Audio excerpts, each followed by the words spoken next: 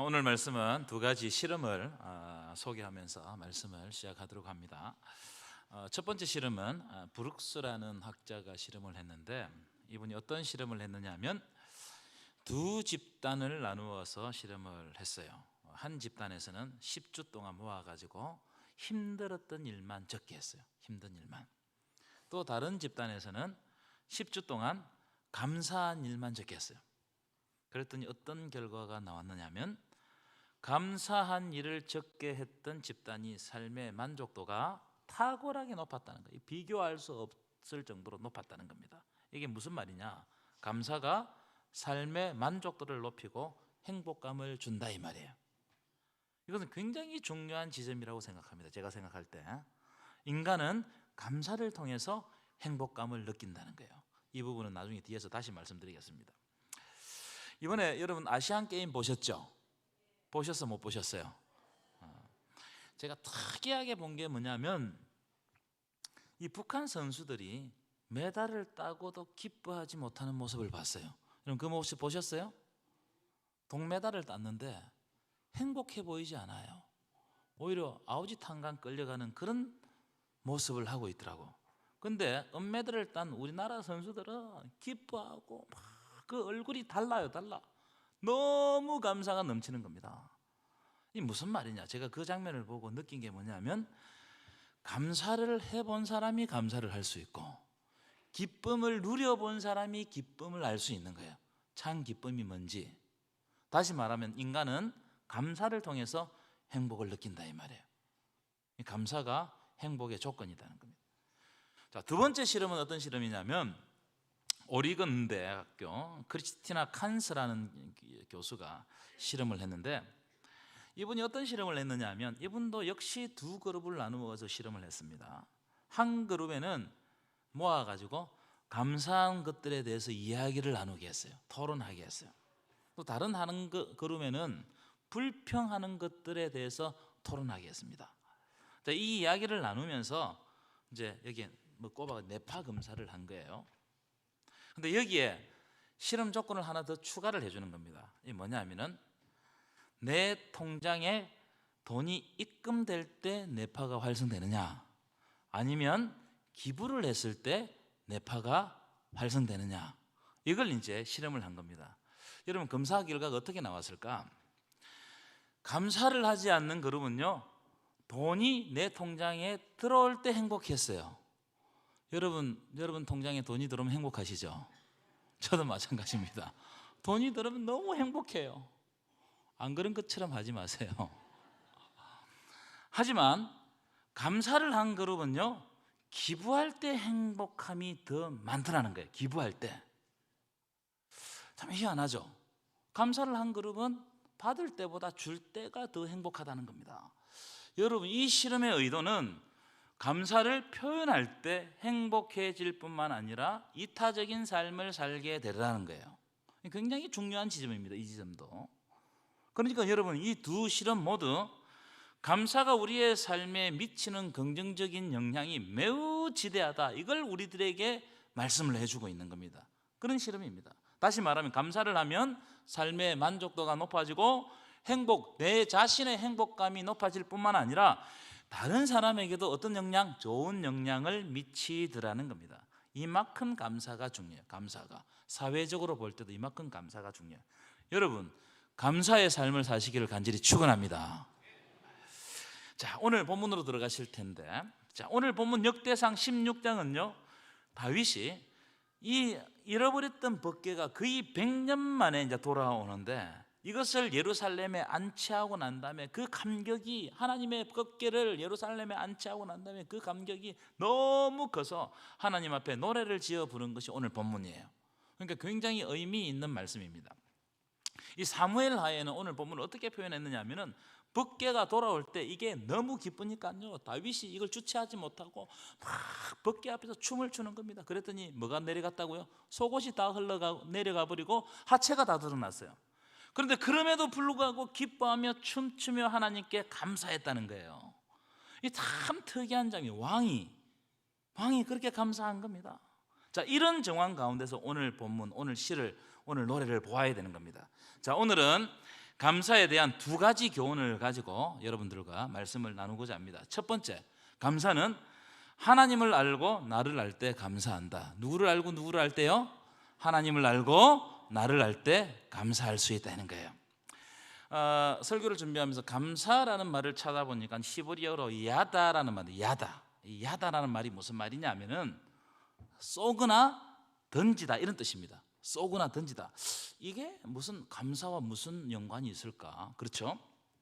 근데 이제 이 야다라는 말을 알려면은 구약 성경의 문장 안에서 이 말이 어떻게 쓰여 있는지를 보면 알 거 아니에요. 주로 구약 성경에서는 이 야다라는 이 동사가 두 가지 뜻으로 많이 쓰이는데, 첫 번째로는 찬송하다 이 말로 쓰입니다. 찬송하다. 이 찬송은 어떤 겁니까? 입으로 우리가 하나님의 영광을 하나님께 던지는 거예요. 올려드리는 거예요. 그렇죠? 여러분, 하나님에 대한 찬송은요, 하나님의 위대하심과 그분의 능력을 알 때, 그분의 전능하심을 알 때, 그분의 거룩하심을 알 때 찬송하는 거예요. 하나님을 찬송할 때 어떻게 찬송합니까? 하나님의 은혜가 너무 클 때 찬송하는 거예요. 그래서 8절 보십시오. 8절 띄워보실까요? 여호와께 감사하는데 그가 행하신 일을 만민 중에 알릴지어다. 하나님이 행하신 일을 만민 중에 알리는, 이게 감사의 조건인 겁니다. 이걸 입으로 표현하는 것이 감사다는 겁니다.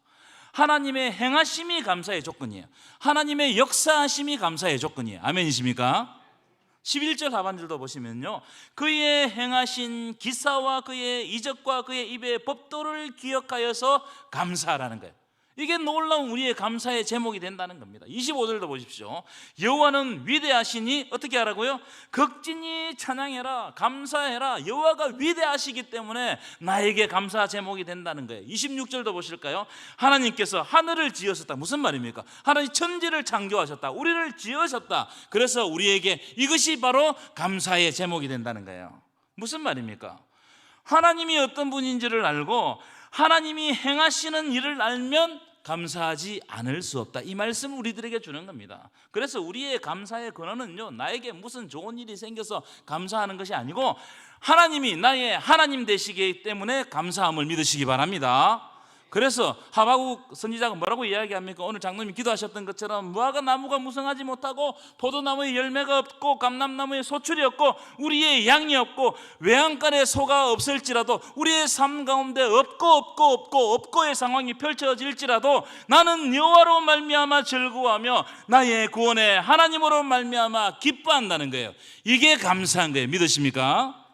무슨 말입니까? 하나님을 알 때, 하나님을 깊이 할 때, 하나님을 경험할 때, 이때 감사할 수밖에 없다는 겁니다.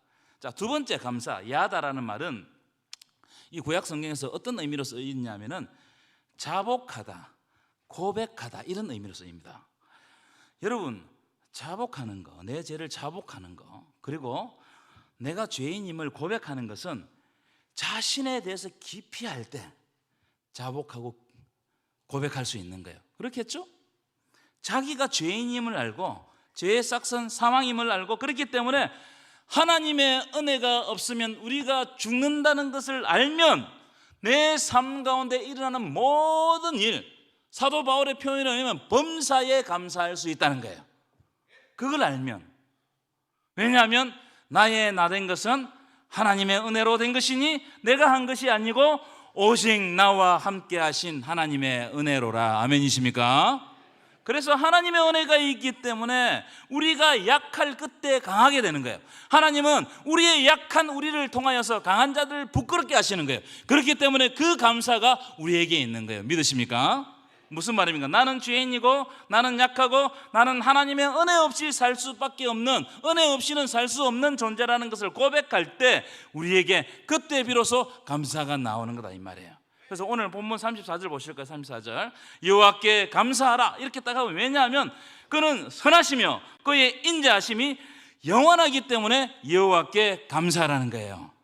여러분, 이 말씀이 무슨 말씀이냐면은 우리가 죄인이라도 하나님이 우리를 보시는 눈길은요 여전히 선하시고 인자하시다는 거예요. 우리가 실수할지라도, 우리가 사망의 음침한 골짜기로 다닐지라도 하나님은 인자하게 우리를 보신다는 겁니다. 이 인자라는 말을 제가 설교 시간에 여러 번 말씀드렸죠. 인자는 헤세드라는 말이에요. 헤세드. 헤세드는 우리가 아무것도 없어요. 빈손이에요. 그 빈손 위에 뭘 주신다고요? 은혜를 주신다는 거예요. 예상치 못한 은혜를 이 빈손 위에 채워주시는 것이 헤세드입니다. 우리가 죄인이라도 하나님은 우리의 빈손 위에 받을 자격이 없지만 언제나 새로운 은혜로 우리의 삶 가운데 채워주시는 줄 믿습니다. 그래서 그 인자하심이 영원하기 때문에 우리가 감사하지 않을 수 없는 거예요. 여러분, 우리가 우리의 잘못된 행동을 하나님 앞에 자복하고 우리가 죄인인 것을 고백한다는 것은 그만큼 영적으로 처리된 거예요. 그렇죠? 우리가 죄인인 것을 아는 거, 우리가 하나님 앞에 부족한 것을 아는 거, 연약한 것을 아는 것은 그만큼 내가 하나님 앞에 영적으로 처리된 겁니다. 철이 없는 사람은 자기가 잘난 줄 알거든요. 그래서 교만합니다. 철 없는 사람은 교만해요. 그렇기 때문에 그 사람에게는 감사가 없습니다. 제가 어떤 목사님 설교를 들어보니까 목사님 이런 이야기를 하시더라고요. 감사는 철들지 않으면 감사를 못한다는 거예요. 그럼 여러분 동의하실 거예요. 감사는 철이 들어야 감사를 한다는 겁니다. 우리가 자녀를 키울 때 자녀들이 그냥 말로만 뭘 줬을 때 아버지 감사합니다 이런 거 말고 진짜 그 자식이 나에게 마음을 다해서 부모에게 감사하다는 표현을 할 때 그때 부모가 받는 느낌이 어떤 느낌이냐면 아, 제가 이제 철이 좀 들었구나. 여러분 동의하시나요? 좀 철이 들었기 때문에 이게 감사를 하는 겁니다. 철들기 전에는요 절대로 감사 안 합니다. 모든 것을 다 줘도 다 받아도 고맙단 말 안 합니다. 고마운 줄 몰라요. 철들기 전에는 오히려 조금 주잖아요. 다 주다가 조금 주니까 불평하고 원망하고 짜증하고 감사 못해요. 제가 청소년기 때 이 사춘기를 심하게 알았습니다. 왜냐하면 부모님과 갈등이 심했거든요. 사춘기를 심하게 알았어요. 아마 우리 교회도 그런 집들이 들어있어요. 제가 누구 이야기는 안 하겠지만 좀 들어있는 것 같습니다. 그 시기를 아이들이 지나가잖아요. 그때 제 마음에, 청소년기 제 마음에 생각해보면 마음에 드는 것이 우리 집에 보면 우리 집구석 마음에 드는 게 하나도 없는 거예요. 집을 보면 모든 것이 짜증스럽고 원망하는 마음이 생기고 불평하는 마음이 이 내 마음에 가득 차고 집에 있기 싫고 그랬어요. 특히 저희 아버지는 목회자셨잖아요. 그 사춘기 때 제가 생각할 때 우리 아버지가 목회를 왜 하는지 이해할 수가 없는 거예요. 왜 이런 궁상맞은 짓을 하는지, 이렇게 가난한 짓을 왜 하는지. 그래서 아버지가 목회자인 자랑스럽지 않아요. 원망스러웠어요. 부끄러웠어요. 제 아버지는 어떤 분이냐면은 교회 성도들에게는 굉장히 한없이 친절하시고 좋으신 분이에요. 근데 집에 가면 얼마나 엄격하고 무서운 분이신지 참 어려웠습니다. 제가 많이 부딪혔어요. 그래서 제가 군대 가면요 교회 안 간다네. 군대만 가게 하면 나는 진짜 예수가 뭐고 빠이빠이다 이렇게 생각했어요. 여러분 한번 생각해 보십시오. 원망과 불평은 신앙을 퇴보시킵니다. 이해하셨어요? 원망과 불평은 신앙을 퇴보시켜요. 원망과 불평은요 교회에 나와도 은혜가 안 되게 만들어버려요. 아무리 은혜로운 말씀을 들어도 은혜가 안 됩니다. 찬양을 아무리 해도 그 마음을 못 냅니다. 원망과 불평이. 그런 사람은 자꾸 보이는 게 원망거리와 불평거리만 보입니다. 그게 악순환 된단 말이에요. 제가 군대 가서 이제 훈련소 참 어렵잖아요. 훈련소 그죠? 배고프고 잠 많이 오고 뭐 어려운 시절인데 그 어려움을 겪는데 어느 순간에 우리 부모님의 삶이 이해가 되는 거예요. 어려움을 겪는데. 근데 아무도 나에게 우리 부모님에 대해서 설명해 주신 적이 없습니다. 그런데 그 훈련소 기간 동안에 그냥 이해가 되고 우리 부모님이 너무 불쌍해 보이는 거예요. 그래 여러분 자녀들 다 군대 보내세요. 갑자기 이해가 되고 그리고 중요한 게 뭐냐면 그 어려운 순간에 우리 부모님이 나를 위해서 기도하고 있다는 게 탁 마음에 와닿더라고. 그러니까 여러분 자녀를 위해 가지고 뭐 큰 걸 물려줄 생각하지 마시고 기도를 심으시기를 축원합니다. 기도를 심어야 돼요. 어느 순간 내가 어려울 때 그게 탁 마음에 와닿으면서 딴 길로 가다가도 돌아서는 거예요. 6주 후에 이제 훈련식 수료식을 하잖아요. 저희 부모님이 면회를 오셨는데 그때 우리 부모님을 탁 보면서 제가 탁 느꼈던 생각이 있어요. 뭐냐면은 이제 우리 부모님도 늙어가고 있구나 이걸 느꼈어요. 그전에는 한 번도 그런 생각을 해본 적이 없으면 철이 없어가지고요. 부모님이 주면 주는 대로 받고 그 당연하게 받았어요. 당연히 주는 줄 알았어요. 안 주면 불평하고 막 그랬단 말이에요. 근데 6주 만에 우리 부모님을 보니까 우리 부모님도 늘 젊은 게 아니고 늙어가고 있구나. 이게 내 마음에 딱 들어오는 거예요. 무슨 말이에요? 철이 들었다는 거예요. 철이. 훈련소 때 어려우면서 제가 철이 든 거예요. 그리고 그 당시 생각해 보면요, 나를 찾아온 게 너무 감사한 거예요. 우리 부모님이 내 부모님 된 게 너무 좋더라고요. 감사하더라고요. 그래서 여러분 다 군대 보냈어요. 여러분 집에 있는 남자들도 말 안 들으면 군대 보냈어요. 군대. 철이 들어야 감사가 나온다. 철이 들어야. 아이들 키울 때 아까 말씀드렸죠. 철 들지 않으면 아무리 잘해줘도 고마운지 알아요, 몰라요? 모릅니다. 다 잘해줬는데, 다 맞춰줬는데 하나만 못해주면 난리 나요. 집에서 요즘에 난리 납니다. 무슨 말입니까? 감사는 성숙한 사람에게 나타나는 인격적인 감정이라는 거예요. 감사가 뭐라고요? 성숙한 사람에게 나타나는 인격적인 감정. 미숙하거나 철들지 않으면 절대로 감사가 안 나와요. 성숙하고 철든 사람만이 감사하는 겁니다. 제가 여러분들 질문할게요. 여러분들의 신앙은 어떠냐는 거예요. 성숙하고 철이 들었습니까? 그래서 감사를 통해 가지고 하나님의 은혜를 표현하십니까? 아니면 내 삶 가운데 불평이 더 많습니까? 여러분, 제가 설교를 생각하면서 준비하면서 생각한 게 뭐냐면, 감사와 행복은 같은 감정 같아요. 감사와 행복은. 행복한데 감사하지 않는다? 반대로 감사한데 행복하지 않는다? 이건 좀 이상한 거예요. 이 언밸런스예요. 언밸런스. 여러분이 행복하지 못한 까닭은요, 감사의 제목이 없어서 행복하지 못한 거예요. 감사의 제목이 있으면 행복할 것인데 감사의 제목이 없으면 삶이 경직되는 거예요. 딱딱해지는 거예요. 살 마음이 없는 거예요. 이래 사람 뭐 하겠노? 이렇게 생각하는 겁니다. 그런데 이 현상을 딱 뒤집어서 말하면요, 내가 감사하지 못한 까닭은 내 삶에 행복이 없기 때문에 감사하지 못하는 거예요. 그렇죠? 자, 이것을 오늘 본문과 말씀과 연관해서 말씀을 드리면, 우리에게 생명 주시고 우리를 구원하시기 위하여 놀라운 일을 행하시고 십자가 보혈로 우리를 통치하시는 하나님을 알지 못하면 감사할 수가 없어요. 좋으신 하나님을 알고 경험할 때 감사가 나오는 거예요. 여러분, 그래서 우리의 감사는 어디에서부터 시작되느냐? 하나님을 경험하는 거, 하나님을 아는 거, 하나님께 가까이 가는 거, 여기에서부터 진짜 감사가 시작되는 거예요. 좋으신 하나님을 경험하세요. 여러분, 오늘 이 시간에 말씀을 통하여 우리를 통치하시는 좋으신 하나님을 경험하시고 그분을 깊이 알아가시기를 간절히 축원합니다. 뿐만 아니라 두 번째죠, 나를 알지 못하면, 다시 말해서 내 존재를 정확하게 파악하지 못하면 감사할 수가 없어요. 나를 모르면, 여러분, 나라는 존재, 인간, 나의 정체가 뭐예요? 여러분, 다 이렇게 앉아있어도, 옷을 빼입고 앉아있어도 우리의 정체는 죽을 수밖에 없는 존재들입니다. 영원히 살 사람 손 들어보세요. 살고 싶지만 그럴 수가 없어요. 이 창세기에 보면 아담의 아들 셋이 에노스를 낳았을 때, 그 에노스를 낳고 난 다음에 이런 말씀이 딱 등장해요. 그때 사람들이 비로소 여호와의 이름을 불렀더라. 이 말씀이 딱 나와요. 에노스를 낳을 때. 에노스가 무슨 뜻이냐면 죽을 수밖에 없는 존재예요. 이걸 좀 유추해서 해석하면요, 에노스를 낳을 때쯤 되니까 죽는 사람들이 여기저기서 생긴단 말이에요. 창세기에는 그 사람들 이름 보시면 900살 넘게 살았습니다. 그래서 사람들이 착각했을 거예요. 나도 하나님처럼 영원히 사는 존재구나, 이렇게 착각했을 거예요. 그런데 아벨이 죽었잖아요. 아벨을 대신해서 셋을 낳고, 셋이 에노스를 낳을 즈음에 죽는 사람을 본 거예요. 죽는 사람이 많이 생겼어요. 무슨 말입니까? 그때 비로소 인간은 죽는 존재라는 것을 깨달아 영원하지 못한다는 거예요. 영원하지. 그래서 이름을 에노스, 죽을 수밖에 없는 존재라고 지은 거예요.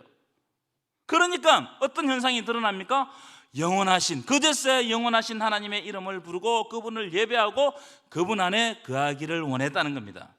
여러분, 우리는 죽을 수밖에 없는 존재이고 연약한 존재이고 상한 갈대이고 꺼져가는 등불이고 이사야 선지자에 의하면 지렁이 같은 미불에 불과하다는 사실을 믿으시기 바랍니다. 우리의 존재가 그런 존재예요. 우리 존재가. 그러나 오늘도 이런 존재에게, 미물과 같은 죽을 수밖에 없는 존재에게 하나님은 헤세드의 은혜를 통해 가지고 우리는 아무것도 없는 우리 빈손에 날마다 채워주시는 은혜가 있다는 것을 알면 우리는 감사하지 않을 수 없는 거예요. 우리의 감사는 여기서부터 출발하는 거다. 여러분 자신을 스스로 돌아보고 여러분의 죄를 자복하고 겸손히 하나님께 예배하시기를 간절히 축원합니다. 그러면 하나님께서는 우리의 삶 가운데 하나님이 원하시는 감사의 제목들을 주실 줄 믿습니다.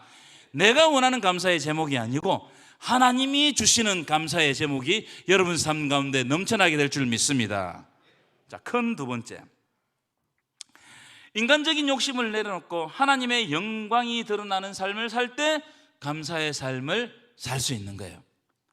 오늘 본문 34절 보여주시면 여호와께 감사하라 이렇게 하고 난 다음에 자 35절 보여주십시오. 하반절 보시면 이런 대목이 있습니다. 우리로 주의 거룩한 이름을 감사하며 주의 영광을 드높이게 하소서. 이게 감사의 조건이라는 거예요. 놀랍죠? 내가 영광 받는 것, 내가 칭찬받는 것이 감사의 조건이 아니고 주의 거룩한 이름을 감사하며 주의 영광을 드높이게 하소서. 이게 감사의 조건인 거예요. 하나님의 이름이 나를 통해서 거룩하게 되고 하나님의 영광이 크게 드러나는 것이 우리 감사의 조건이 되어야 된다는 겁니다. 여러분, 욕심이 많아지면 감사가 안 나옵니다. 성경은 죄의 뿌리를 욕심 때문이라고 말해요. 죄의 뿌리는 욕심이다. 그래서 욕심이 잉태한 적 뭘 낳고요?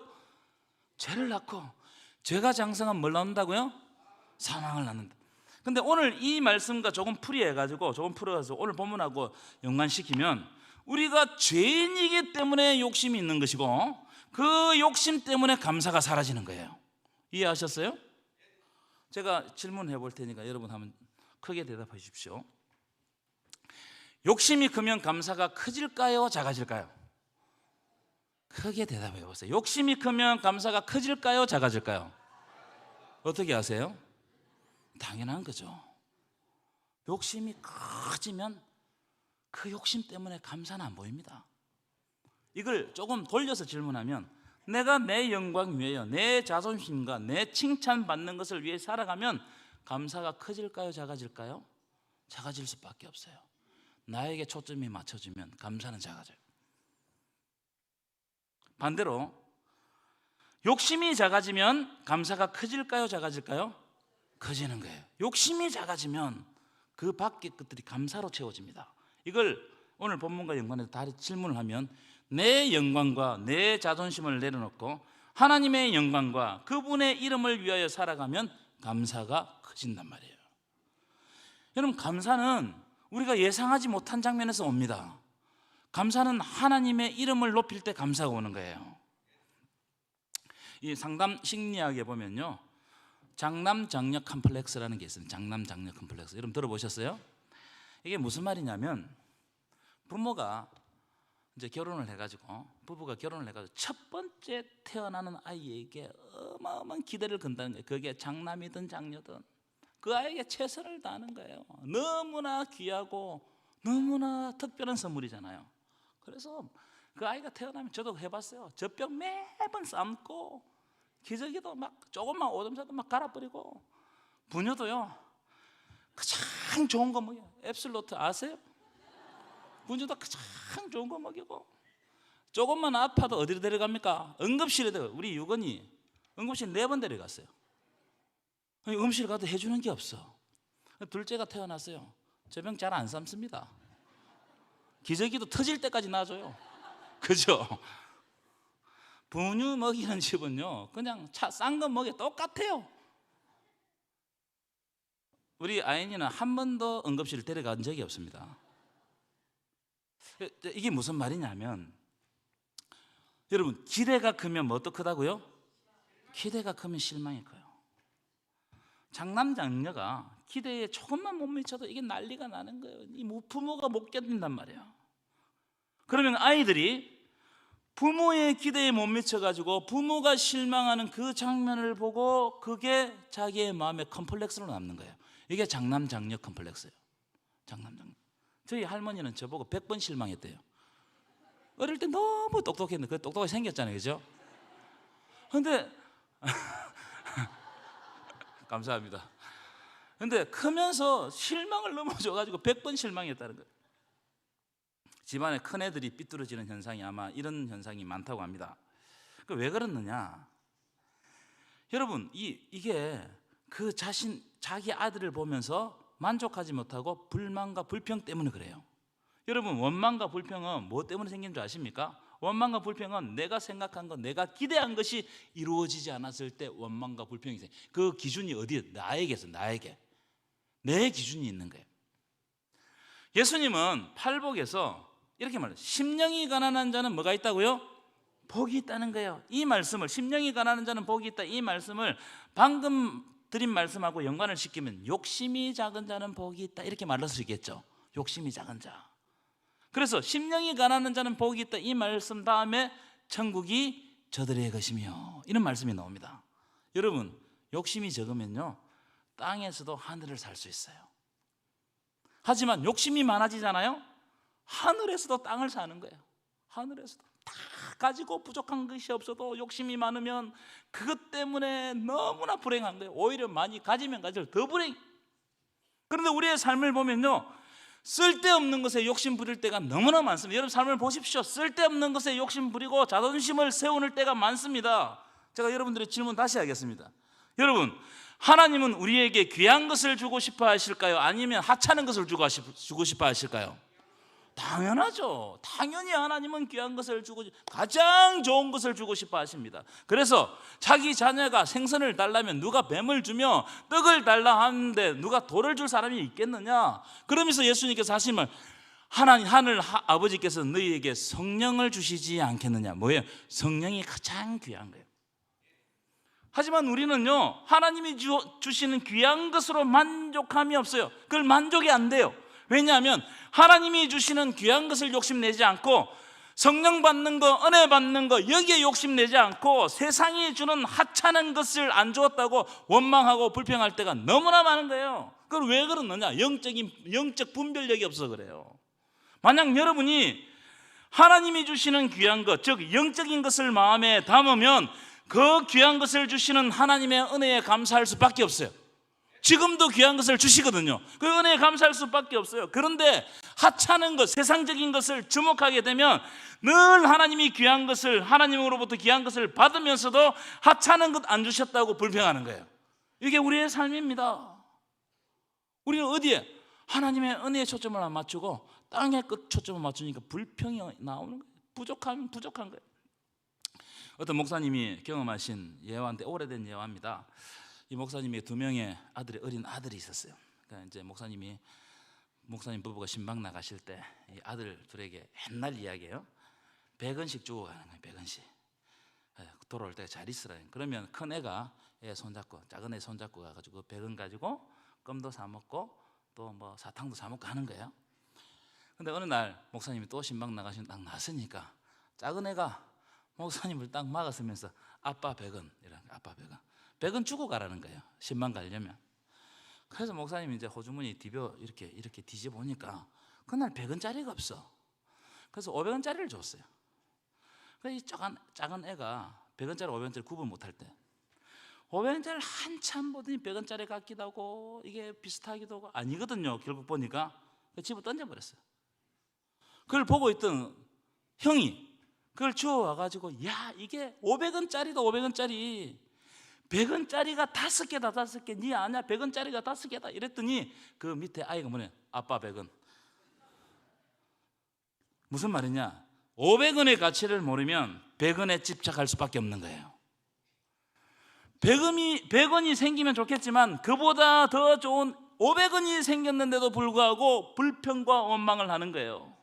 여러분, 이 예화는 진짜 중요한 영적인 것은 너무 쉽게 버리고 귀한 줄 모르고 하찮고 가치 없는 세상적인 것을 따라 사는 우리의 영적 미숙함을 딱 지적하고 있어요.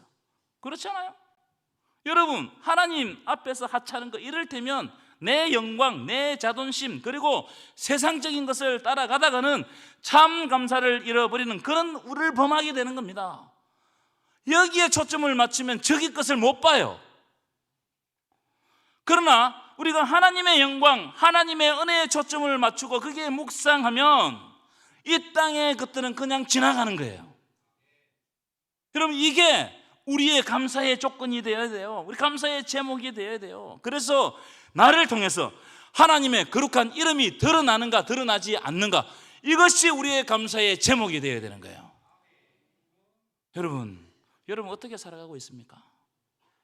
하늘의 영광을, 하늘의 은혜를 보지 않고 이 땅의 것들에 목매고 살아가면서 진짜 하나님께 올려드려야 될 감사를 잊어버리지 않았습니까? 결론입니다. 성경에서 말하는 감사는 하나님께서 우리를 구원하신 구원의 은혜에 대해서 반응하는 것이 감사예요. 하나님이 은혜를 주셨어요.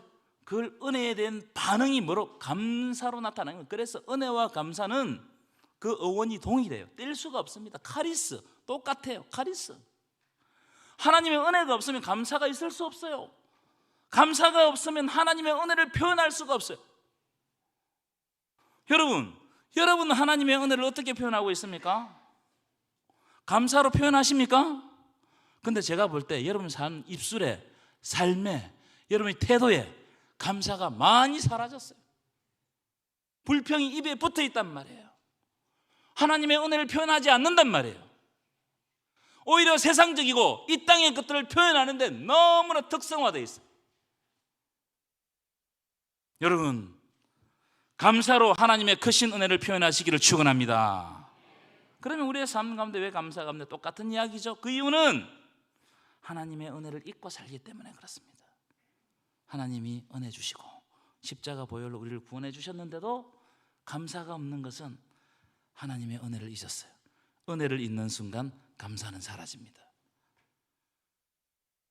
제가 여러분들에게 숙제를 드리고 싶은데요, 이번 한 주 살아가실 때 하나님, 감사가 회복되게 하시고 감사를 표현하게 하시고 그 감사를 통해서 하나님께 영광 돌리게 하여 주옵소서. 한 주 동안 여러분 자신을 하나님 앞에 연단시키십시오. 불평하지 마시고 불만하지 마시고 감사를 통해서 하나님께 영광 돌리는 귀한 삶을 살아가시기를 간절히 축원합니다. 기도하시겠습니다. 우리에게 날마다 헤세드의 은혜로 늘 감사하시는 하나님께 감사와 영광을 올려드립니다. 하나님의 은혜 없이는 감사할 수가 없고 하나님께 감사할 때 은혜의 본질을 깨닫게 된다는 사실을 알게 하시고 하나님의 영광과 은혜라는 값진 것을 버리고 세상의 하찮은 것을 따라 살지 아니하도록 하나님 우리를 지켜 주옵소서. 이번 한 주 감사를 통하여서 우리가 회복되게 하시고 승리의 삶을 살게 하옵소서. 예수님의 이름으로 감사 기도드리옵나이다. 아멘.